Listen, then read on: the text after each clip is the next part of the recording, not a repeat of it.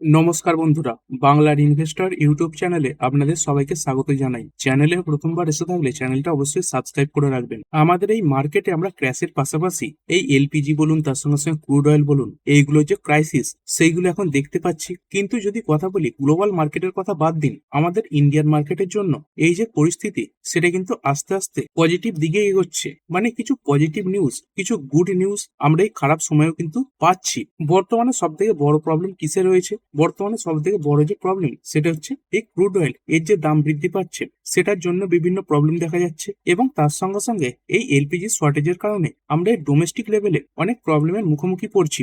অনেক কোম্পানিতে এই যে এলপিজি গ্যাস তার ব্যাপক ব্যবহার হয়, তো সেই সমস্ত ক্ষেত্রে কিছুটা প্রবলেম কিন্তু দেখা যাচ্ছে। এবং এই ক্রুড অয়েলের প্রাইস শর্টেজের কারণে কি হচ্ছে, আমাদের যে মার্কেট সেখানে বড় ক্র্যাশ দেখা যাচ্ছে। কিন্তু এই উইকেন্ডে কিছু কিছু খারাপ খবরের সঙ্গে কিছু ভালো খবর এসেছে। যদি বলি এই খারাপ খবরগুলো সেগুলো গ্লোবাল মার্কেটের জন্য, আর এই যে গুড নিউজ যেগুলো আসছে সেগুলো বলতে পারেন স্পেসিফিক ভাবে আমাদের ইন্ডিয়ার জন্যই কিন্তু আসছে। তো এই ইরান ইউএস যুদ্ধের পর এই ব্যক্তিকে হয়তো অনেকেই চেনেন, যারা চেনেন না তাদের জন্য বলে দিই। দেখতে পাচ্ছেন এনার নাম কি? এই মোহাম্মদ ফাতালি। তো ইনি কে?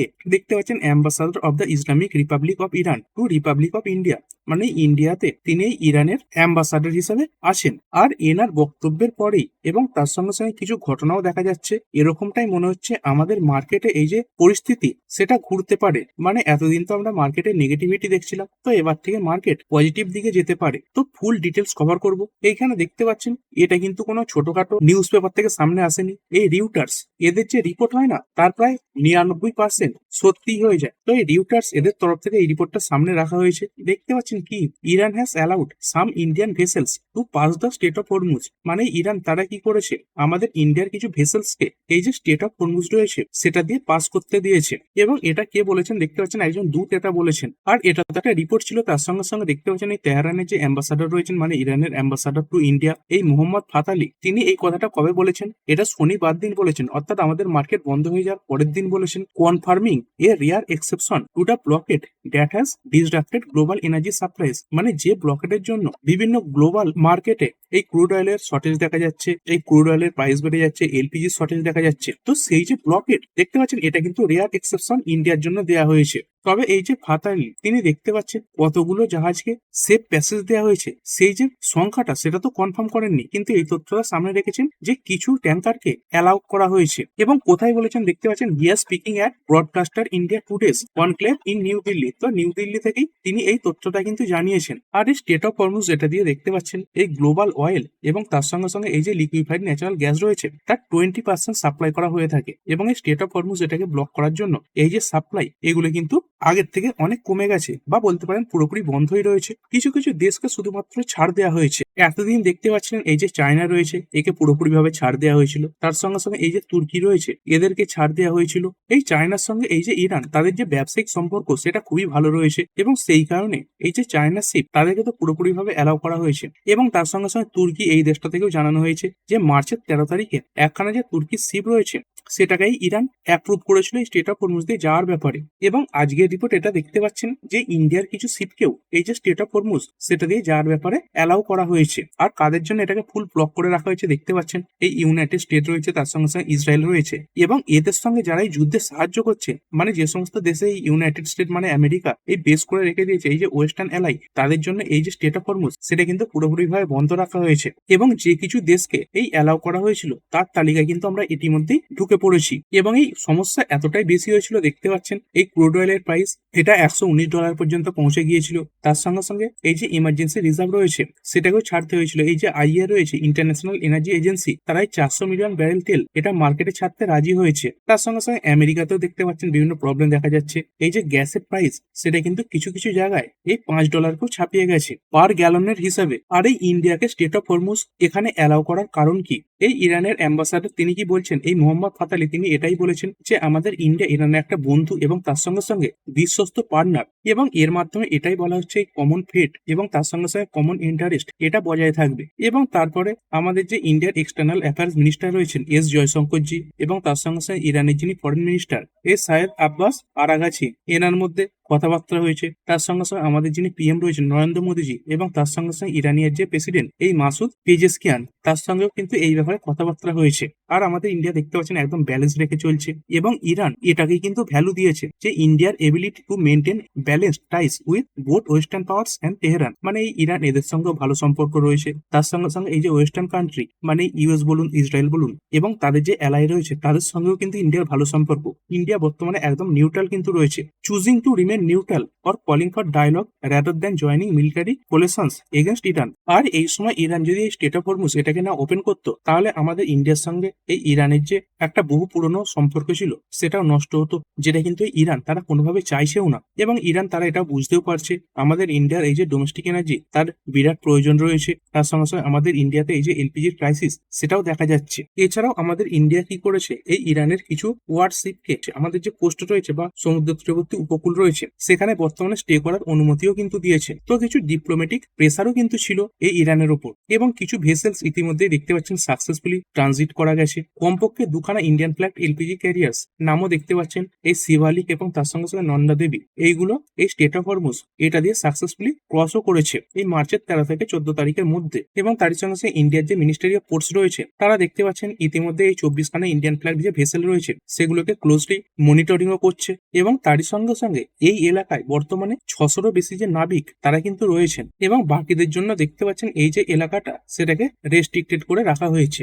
এবং আমাদের গভর্নমেন্ট অফিসিয়াল দেখতে পাচ্ছেন এটাকে কনফার্ম করে দিয়েছে কিসের ব্যাপারে, যে আমাদের ইন্ডিয়াতে যে সমস্ত জাহাজগুলো এই হরমুজ প্রণালী দিয়ে 13 থেকে 14 তারিখে ক্রস করেছে তারাই 16 থেকে 17 তারিখের মধ্যে ইন্ডিয়াতে প্রবেশ করবে এবং যার মাধ্যমে প্রায় 92,000 টন এলপিজি আমাদের ইন্ডিয়াতে আসছে। তো বুঝতে পারছেন এটা একটা বিরাট পরিমাণের এলপিজি আসছে। তো এইখান থেকে এলপিজির যে শর্টেজ সেটা অনেকটাই কমবে। বিভিন্ন যে কুকিং ফুয়েল রয়েছে তার সঙ্গে সঙ্গে ইন্ডাস্ট্রিয়াল অ্যাপ্লিকেশন তারপর আরো অন্যান্য জায়গা যেখানেই এলপিজি সাপ্লাই করা হয়ে থাকে সেই সমস্ত জায়গাগুলোতে এই যে ক্রাইসিস সেটা কমবে। তবে যদি এই ক্রুড অয়েলের কথা বলি এটার দাম কিন্তু বেড়ে যেতে পারে, তবে দাম বাড়লেও আমাদের ইন্ডিয়ার যে শিপগুলো রয়েছে সেগুলো কিন্তু আসতে পারবে। এই নুভামা দেখতে পাচ্ছেন একটা রিপোর্ট সামনে রেখেছে যদি স্টেট অফ হরমুজ এটা আরো কিছু সপ্তাহ বন্ধ থাকে তাহলে ক্রুড অয়েল এটা $150 ছাপিয়ে যেতে পারে। সেক্ষেত্রে আমাদের ইন্ডিয়াতে এই শিপগুলো এলেও আমাদের কিন্তু বেশি দাম দিয়ে এই যে ক্রুড অয়েল সেগুলো কিনতে হবে। এই রিপোর্টে কি বলছে তারা, global crude oil price could surge to as high as $150 per barrel if the state of Hormuz remains closed for the next 4 to 8 weeks.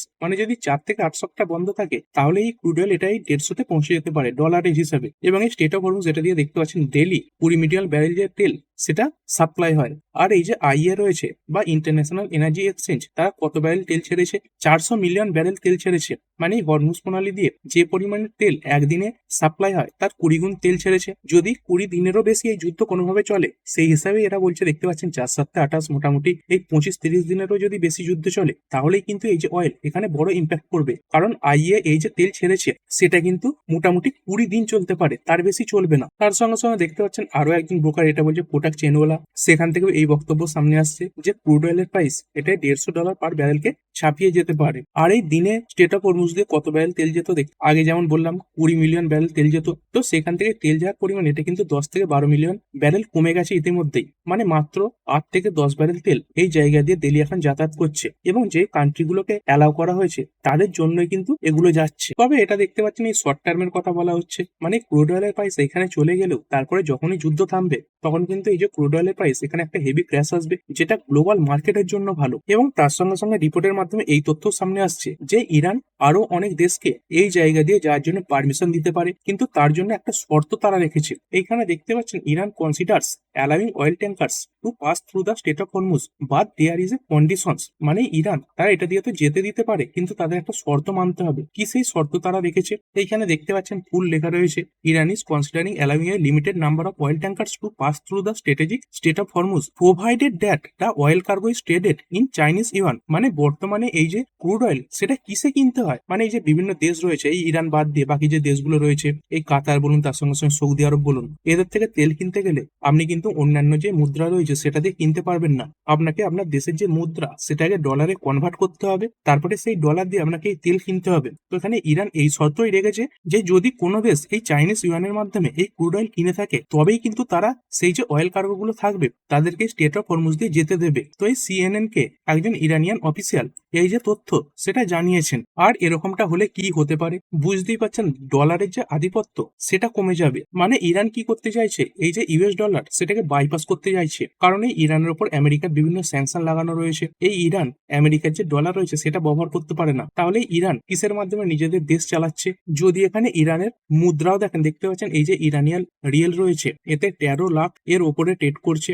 মানে কি, মানে ইরানের যে মুদ্রা রয়েছে সেটা কিন্তু এখন কোনো কাজেই লাগে না। তাহলে ইরান তারা কিভাবে দেশ চালায়? এই ইরান কি করে, এদের কাছে প্রচুর পরিমাণে ক্রুড অয়েল রয়েছে, তো সেই ক্রুড অয়েল তারা চায়নাকে বিক্রি করে, এবং চায়না কি করে, চায়নাই ইরানকে এই যে ইউয়ান সেটা দিয়ে থাকে, এবং তারপরে ইরান সেই ইউয়ান দিয়ে এই চায়নার সঙ্গে বিভিন্ন ট্রেড করে থাকে। এবং সেই কারণের জন্যই দেখতে পাচ্ছেন এই ইরান তারা এই শর্ত রেখেছে যে চাইনিজ ইউয়ানের মাধ্যমে ট্রেড করলে তবেই তারা এই স্টেট অফ হরমুজ দিয়ে বিভিন্ন জাহাজকে পাস অন করতে দেবে। মানে এর ফলে এই ইরানের কাছ থেকেও যে অয়েল গুলো যাবে সেইগুলো বিভিন্ন দেশকে এই যে চাইনিজ ইউয়ান রয়েছে সেটা দিয়ে কিনতে হবে। অ্যাকচুয়ালি চায়নার যে ইউয়ান সেটা শক্তিশালী হয়ে যাবে, ডলার দুর্বল হয়ে যাবে, এবং তার সঙ্গে সঙ্গে ইরানের কাছে বহু পরিমাণে এই যে চাইনিজ ইউয়ান সেটা আসবে। আর যদি এরকমটা হয় তাহলে কি হবে দেখতে পাচ্ছেন, ইউএস ডলারের যে আধিপত্য সেটা 80% পর্যন্ত কমে যাবে। Oil trade could sideline the US dollar for up to 80%। মানে এই যে অয়েলের ব্যবসা সেটা কিন্তু ইউএস ডলারকে প্রায় 80% পর্যন্ত সরিয়ে দিতে পারে। তারপরে যদি এই ব্রিক্স নেশন এরাও এটাকে সাপোর্ট করে তাহলে কি হতে পারে, এই আমেরিকান যে ডলার সেটা কিন্তু 10 থেকে 20% পর্যন্ত দুর্বল হয়ে যেতে পারে। এবং এটা আমেরিকা কিন্তু কখনোই হতে দেবে না, কারণ আমেরিকা কখনোই চায় না তাদের এই ডলার এটা দুর্বল হয়ে যায়। এবং যখনই কোনো দেশ এই আমেরিকাকে দুর্বল করার চেষ্টা করেছে, মানে আমেরিকান ডলারকে দুর্বল করার চেষ্টা করেছে, তখন এই আমেরিকা তাদের উপর বিভিন্ন স্যাংশন লাগিয়েছে, বিভিন্নভাবে যুদ্ধ করার চেষ্টা করেছে, যেগুলো আমরা ইতিহাস থেকে দেখেছি। এবং এর ফলে যে সমস্ত দেশ এই দুটোর উপর নির্ভর করে রয়েছে, যেমন এই চায়না বলুন, ইন্ডিয়া, জাপান, সাউথ কোরিয়া, সেখানে ফুয়েল শর্টেজ দেখা যাবে। এই চায়না, ইন্ডিয়া এদের কথা তো বাদ দিন, এদের জন্য এখন অ্যালাউ করা হচ্ছে, কিন্তু বাকি যে দেশগুলো রয়েছে সেখানে ফুয়েলের শর্টেজ দেখা যেতে পারে। তার সঙ্গে সঙ্গে শিপিং এর যে কস্ট সেটাও বাড়তে পারে। এবং এর সঙ্গে সঙ্গে দেখতে পাচ্ছেন আমেরিকার যে ইকোনমি সেখানেও কিন্তু বিরাট বড় নেগেটিভ ইম্প্যাক্ট পড়বে, কারণ এই যে ডলার সেটা দুর্বল হয়ে যেতে পারে। এইখানে দেখতে পাচ্ছেন কান্ট্রি স্পেসিফিক কি ডেভেলপমেন্ট দেখা গেছে। এই যে ইন্ডিয়া আমাদের তো অ্যালাউ করা হয়েছে, এই চায়না এদেরকেও অ্যালাউ করা হয়েছে, এবং এই আমেরিকা এরা কি বলছে এই তথ্যের পরে, আমেরিকা এটাই বলছে has characterised the Iran proposal as economic extortion, মানে অর্থনৈতিক চাঁদাবাজি বলছে। এবং তার সঙ্গে সঙ্গে তারা এটাও বলছে যে shield of steel naval presence, মানে এই জায়গাতে মার্কিন সেনাবাহিনী কিন্তু তারা মজুত করে রেখেছে, মানে এটাকে তারা কখনোই হতে দেবে না। এবং এইসবের পরেই মূলত মনে হচ্ছে যে ইরানের খার্ক আইল্যান্ড এইখানে তারা অ্যাটাক করেছে। এই চায়নাতে কোন কোন দেশগুলো অয়েল সাপ্লাই করে থাকে, যারা এই স্টেট অফ হরমুজ ব্যবহার করে থাকে, এখানে রাশিয়া এদের নাম বাদ দিন, এদেরকে স্টেট অফ হরমুজ এখান দিয়ে তেল সাপ্লাই করতে হয় না। তারপরে দেখুন এই সৌদি আরবিয়া চায়নার ডিমান্ডে 14% সাপ্লাই করে, এরাও স্টেট অফ হরমুজ ব্যবহার করে। তারপর ইরান দেখতে পাচ্ছেন 11 থেকে 13%, এরা তো এমনি করতে পারবে। তারপরে ইরাক দেখুন 10 থেকে 12%, এরা এই ক্রুড অয়েল সাপ্লাই করতে গেলে বাধাপ্রাপ্ত হবে যদি না ইউয়ানের মাধ্যমে এরা ট্রেড করে। তারপর মালয়েশিয়া দেখতে পাচ্ছেন 10 থেকে 11%, ব্রাজিল 6 থেকে 6.5% রয়েছে। এই দেশ থেকে তেল চায়নাতে যায়। এবং যদি আমাদের ইন্ডিয়ারও কথা বলি, আমরা তো রাশিয়ার থেকে এখন বেশি ক্রুড অয়েল কিনছি প্রায় 30%-এর উপরে, কিন্তু তারপরে বাকি যদি দেশগুলো দেখি, এই ইরাক এইখান থেকে দেখুন আমরা কিন্তু প্রচুর পরিমাণে তেল ইম্পোর্ট করি, প্রায় 20% থেকে 23% পর্যন্ত। এবং এই ইরাক এরাও এই স্টেট অফ হরমুজ এটাকে ব্যবহার করে থাকে। তারপরে সৌদি আরবিয়া এখান থেকে 11 থেকে 18% পর্যন্ত তেল আমরা ইম্পোর্ট করি, এবং এই যে তেলগুলো আসে এগুলো কিন্তু স্টেট অফ হরমুজ দিয়েই আসে।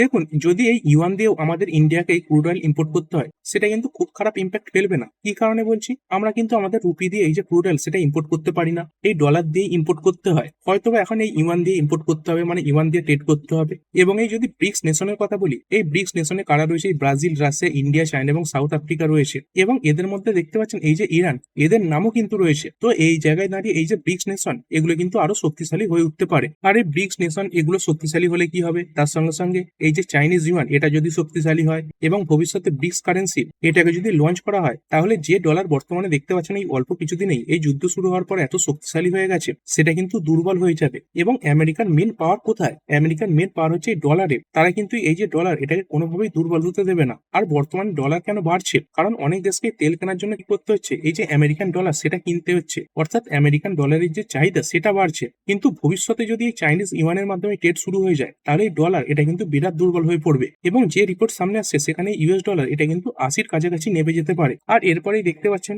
এই আমেরিকা কি করে দিয়েছে, এই ইরানের যে খার্ক আইল্যান্ড সেখানে অ্যাটাক করে দিয়েছে, এবং এই জায়গায় প্রায় 90খানা টার্গেটকে তারা ধ্বংস করেছে। আর এই খার্ক আইল্যান্ড এটা কিন্তু ইরানের জন্য একটা গুরুত্বপূর্ণ জায়গা। এই ইরান এরা যে পরিমাণে ক্রুড অয়েল প্রডিউস করে থাকে তার 90%, ধরুন 100 ব্যারেল এরা উৎপাদন করছে, তার 90 ব্যারেল কিন্তু এই যে খার্ক আইল্যান্ড এইখানে যে পোর্ট রয়েছে তার মাধ্যমে বিভিন্ন দেশে সাপ্লাই করে থাকে। তো এইখানে যদি আমেরিকা অ্যাটাক চালায় বা কোনোভাবে ধরুন দখল করে নিল এই জায়গায় বিভিন্ন যে তেল তেলের ভান্ডার রয়েছে সেগুলো ধ্বংস করে দিল, তাহলে কিন্তু ইরান তারাও বিরাট ক্ষতিগ্রস্ত হবে।